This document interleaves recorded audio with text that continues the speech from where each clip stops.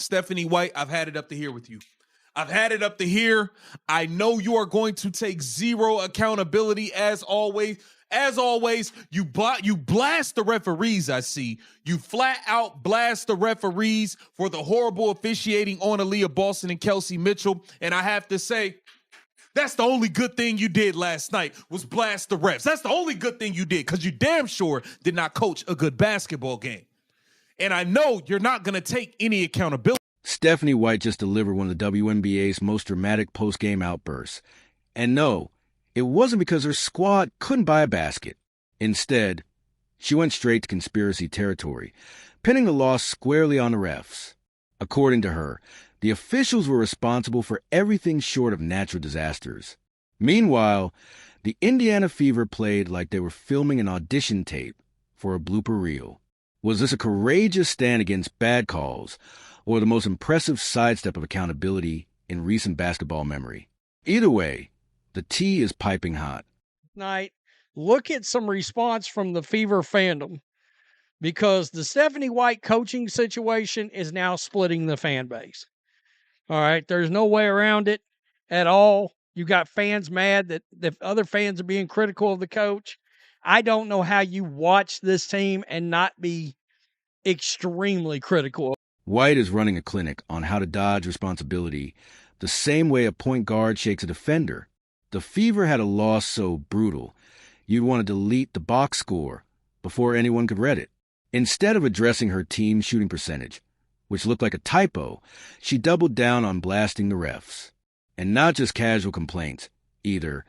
This was a type of tirade that would make even the most outspoken NBA coach blush. Notification. The Indiana Fever are complete trash. Trash. How do you lose to the Dallas Wings, who have won 8 games all year?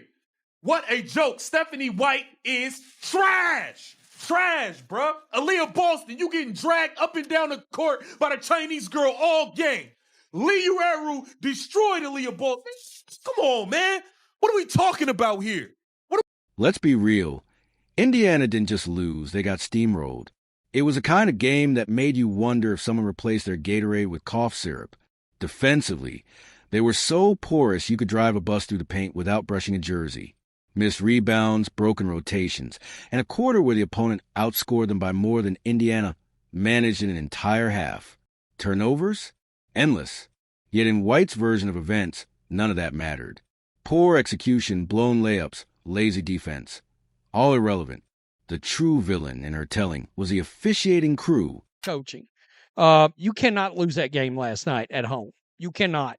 You cannot have a 19-0 run put on you in any quarter at home by any team in the league, much less the Dallas Wing. You can't have that run put on you by the New York Liberty at home. All right? That's unacceptable. Much less a trash-ass team like the Dallas. Look, WNBA refs can be wildly inconsistent. Some nights, it's like the whistle is in the hands of a toddler pressing random buttons for chaos. But even with the most generous officiating in the world, nothing was saving the Fever from that meltdown. If the refs had spotted Indiana 20 points, drawn them a map to the rim, and forced the other team to wear oven mitts, the Fever still might have managed to give it away. For it. The refs are not the reason we lost this game. I'm going to tell you that right now. As piss poor and as trash as these refs have been, and how they should be getting bombed on, and how half of them should be fired and sent back to Home Depot and Smart and Final. Yeah, that's where they should be. They were not the reason we lost this game. We fell down 14 points to a team that had 8 wins on the goddamn. The referees weren't the ones missing wide-open layups or launching air balls you could sink in your driveway. They weren't committing unforced turnovers like they were aiming for a giveaway record, or jogging back on defense, as if transition defense was a brand new concept. They didn't brick corner threes, fumble easy passes out of bounds, or open a lane like it was a parade route. That was all Indiana. And by magic, I mean a vanishing act, because for long stretches, their offense simply disappeared. But to add insult to injury, when we come out the game, scoring 15 points in the first quarter, when we come out the half, scoring 13 points in the third quarter, when the team seems not ready to actually play, when we have a coach that allows the Dallas Wings to go on a 19-0 run without making any adjustments, without calling a timeout, Dallas Wings 19-0 run. When we have all of these factors working against us, it's going to be very hard to win games. But there was White post-game, delivering her case like a TV detective laying out evidence. If there were a drinking game where you took a shot every time she blamed the refs, Fever fans would have been out cold by the second question. She rattled off missed calls and phantom fouls like closing arguments in court. Meanwhile, the harsh truth that her team couldn't score if baskets were on clearance at target went unspoken. Coaching isn't just about drawing plays and yelling encouragement. It's also about owning the bad nights. You can't burn a pizza to ash and blame the oven manufacturer. Protecting your players is fine, but there's a line between shielding them and rewriting reality. Right now, Indiana is undefeated in its own alternate universe. Please. Stop it. Stop it. Let's see if Stephanie White takes any accountability for how this game played out. And we know she probably. The funniest part? While White roasted the refs, the opposing coach was probably sipping water in the locker room like a smug Bond villain, fully aware his team dismantled Indiana without breaking a sweat. No shady officiating needed. Just good execution, clean shooting, and a little help from the Fever's implosion. The players' body language told the story. Slumped shoulders, hands on hips, 1,000-yard stares you usually see at an airport gate during a 3-hour delay.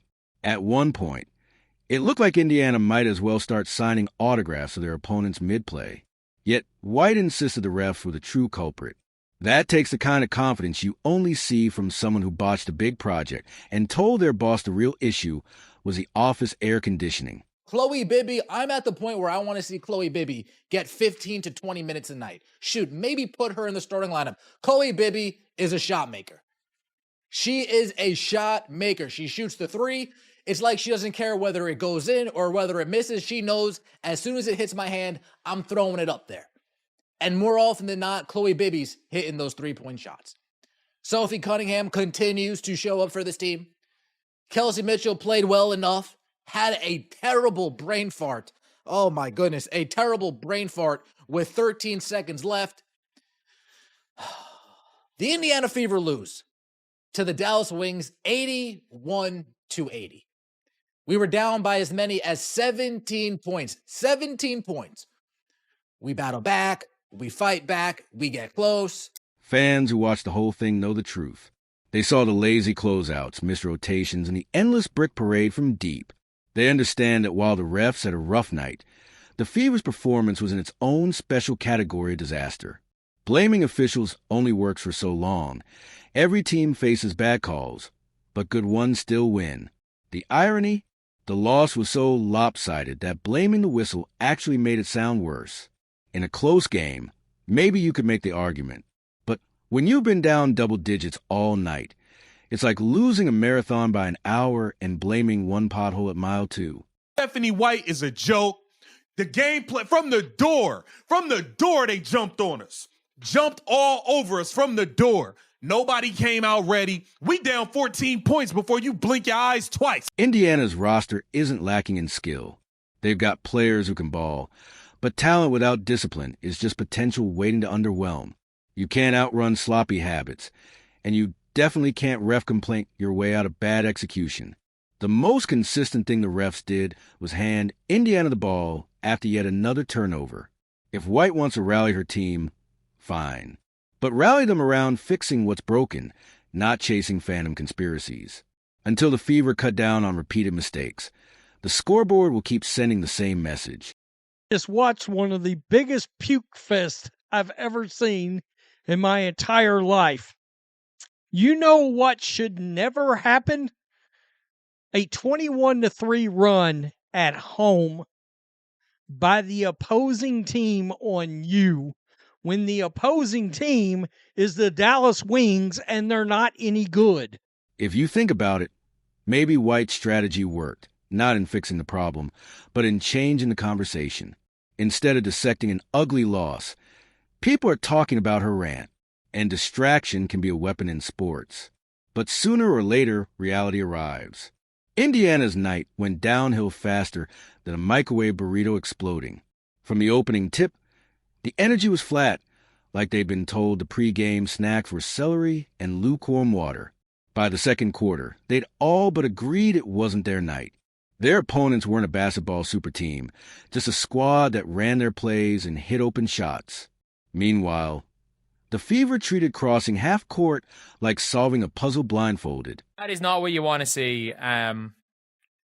A game when the Fever blew it. The Fever blew it. They were down 17 points with 6 minutes to go and nearly came back. I'm convinced Stephanie White threw that game. I am convinced, and I'll talk about that later. I am fully convinced Stephanie White threw it. The turnovers were comedic in the saddest way. Passes straight to defenders, dribbles off knees, post feeds to nowhere. At one point, the ball ended up in the stands, and the fan who caught it looked ready to check in. And free throws? Let's just say they donated plenty of points to the cause. Even if the officiating had been awful, Indiana still had every chance to help themselves. But you can't miss 15 layups and then claim the refs cost you the game. That's like missing your alarm and blaming the airline for not picking you up. White went into remarkable detail about specific momentum-killing calls, but skipped over the 3 possessions where her defense forgot the corner shooter existed, or the 6 times they failed to box out for easy putbacks.